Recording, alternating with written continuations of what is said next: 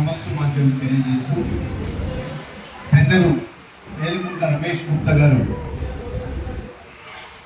ఒక ధార్మిక దిగ్గజం.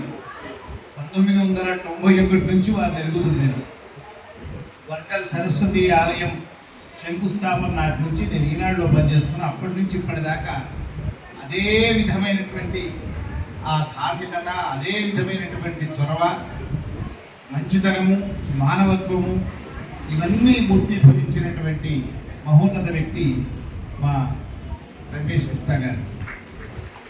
నాకు 10-15 రోజులకు ఒక్కసారి మెసేజ్ పెట్టడమో ఫోన్ చేయడమో వారు చేస్తుంటారు. అయ్యా, నాగపూర్లో ఈ సంఘటన జరిగింది, పశ్చిమ బెంగాల్లో ఈ సంఘటన జరిగింది, హైదరాబాద్లో ఇది జరిగింది, మనమేమో 3 పూటలా ఫోన్ చేస్తున్నాం, హాయిగా ఉంటున్నాం, మన కర్తవ్యం ఏంటి?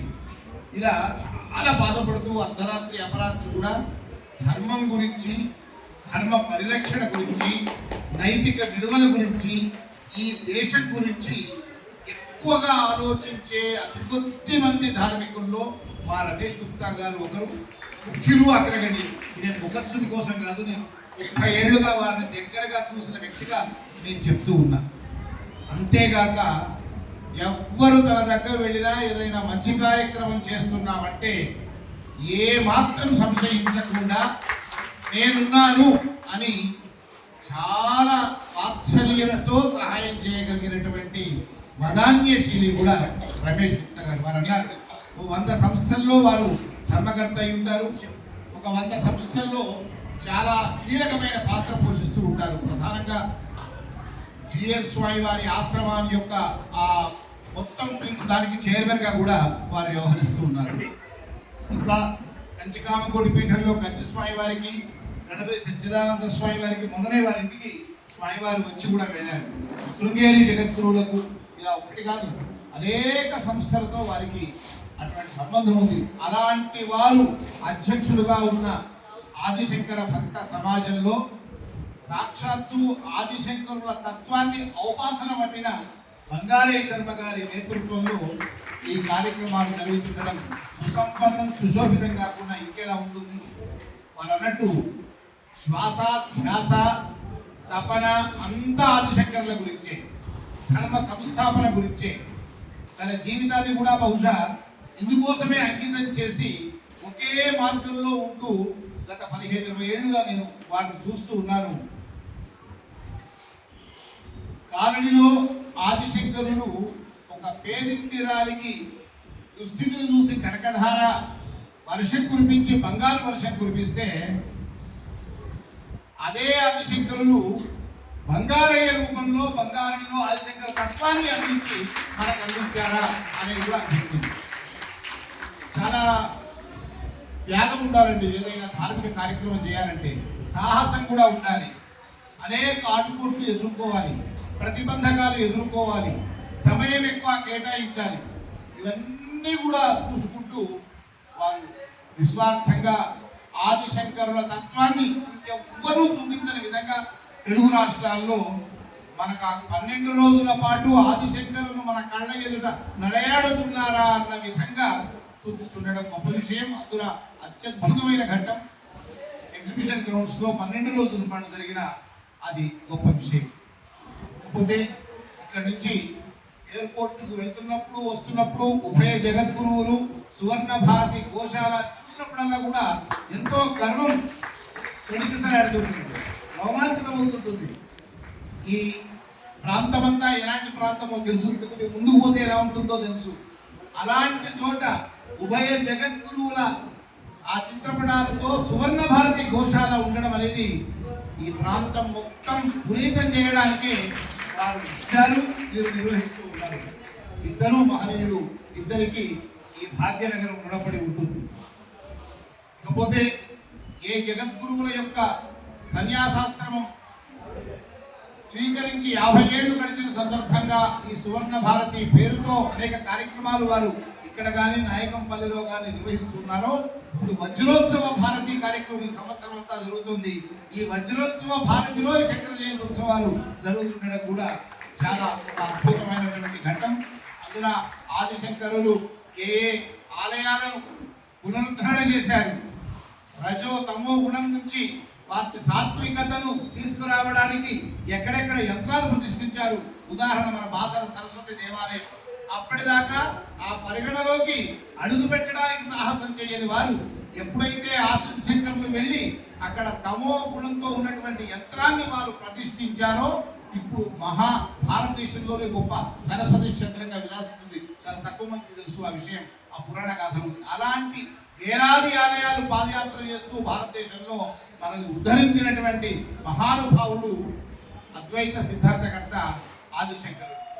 ఆదిశంకరులు వ్యాస వాల్మీకులు తర్వాత మన భారతదేశంలో మన మతం ఇక లేదు, మొత్తం కనుమరుగైపోయింది.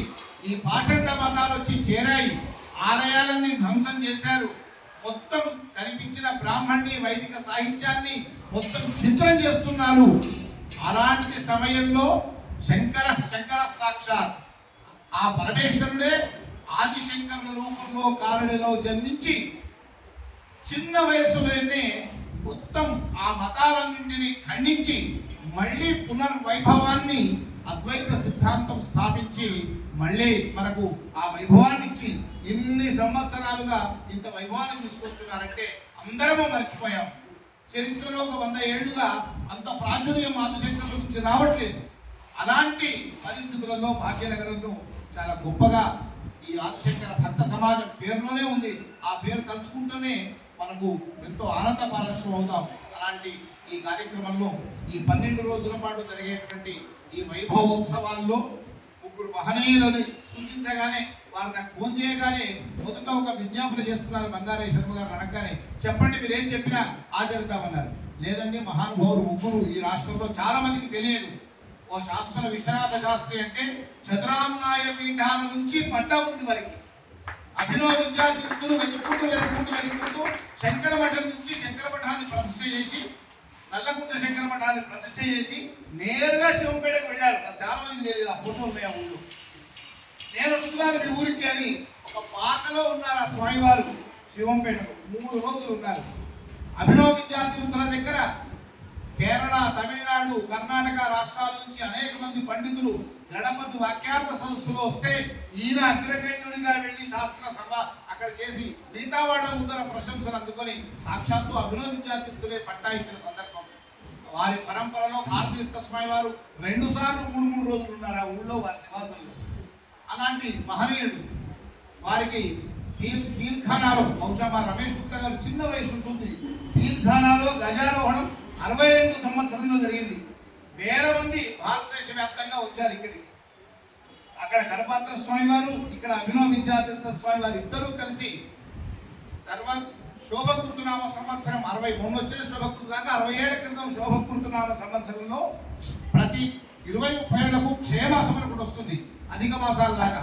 ఆ క్షేమాసం వస్తున్నప్పుడు మనమంతా దీన్ని క్షేమాసాన్ని ఎలా నిర్ణయించాలి అంటే కరపాత్ర స్వామి వారు, అభినవ విద్యార్థులు ఇద్దరు కలిసి శాస్త్రుల విశ్వనాథ శాస్త్రి గారి నాయకత్వంలో కమిటీ వేసి భారతదేశ వ్యాప్తంగా ఆనాడు సిద్ధాంతులు వస్తే పెద్ద సభ పెట్టి ఆయన ద్వారా నిర్ణయించారు. ఇట్లా అనేక పురస్కారాలు అందుకున్నటువంటి ఆ మహనీయుడి శక్తి ఇక్కడ చేసుకుంటుండడం కూడా చాలా చాలా గొప్ప విషయం. పౌరాణిక సార్వభౌముడు మల్లాది చంద్రశేఖర శాస్త్రి గారి గురించి చెప్పే అర్హత కూడా లేదు. అంతటి మహానుభావుడు వారు. సాక్షాత్తు వ్యాస మహర్షి వాల్మీకి స్వరూపమే వారు. ఇక వారు కొడకెళ్ల సిద్ధాంతి పాలకుర్తి సుబ్బరామ సిద్ధాంతి గారు 1500 ఆలయాలు ప్రతిష్ఠ చేశారు. అమ్మవారి స్వరూపం శాక్తేయులు వారు వేలాది మందికి పూర్ణ దీక్ష ఇచ్చినటువంటి గొప్ప శాక్తేయులు వారు. సిద్ధాంతి కేసీఆర్ వారిని పల్లకిలో కూర్చుండబెట్టి ఊరేగించిన సందర్భం మనం ఇంకా గుర్తుంచుకుంటే ఉంటుంది. స్వర్ణకంకణం ధరింపజేసి చాలా మందికి వారు గురుతులుగా ఉన్నారు. వేలాది మందికి పూర్ణ దీక్ష ఇచ్చినటువంటి మహానుభావులు. ఈ ముగ్గురు యొక్క శతజయంతి జరగడం ఈ సువర్ణ భారతి గోశాలలో ఆదిశంకర భక్త సమాజం ఆదిశంకరుల జయంతి ఉత్సవాల్లో ఒక అత్యద్భుతమైన ఘట్టంగా 3 రోజులు ఉంటుంది. నా వంతుగా నేను ఇచ్చేసి స్వచ్ఛందంగా ఈ 3 కార్యక్రమాల్లో పాల్గొని సేవ చేస్తారని ముఖ్యంగా మా రమేష్ గారి యొక్క మొత్తం దీంట్లో బాధ్యత తీసుకుంటారు చెబుతూ, రమేష్ గారు మా అందరికీ పెద్ద దిక్కు. అటు క్షణం మమ్మల్ని అందరినీ ధర్మ మార్గంలో పయనించాలి అని చాలా సౌజన్యశీలిగా వారు వాత్సల్యంతో చెప్తూ ఉంటారు. వారు ఉండడం కూడా అందరం తెలుగు వారందరూ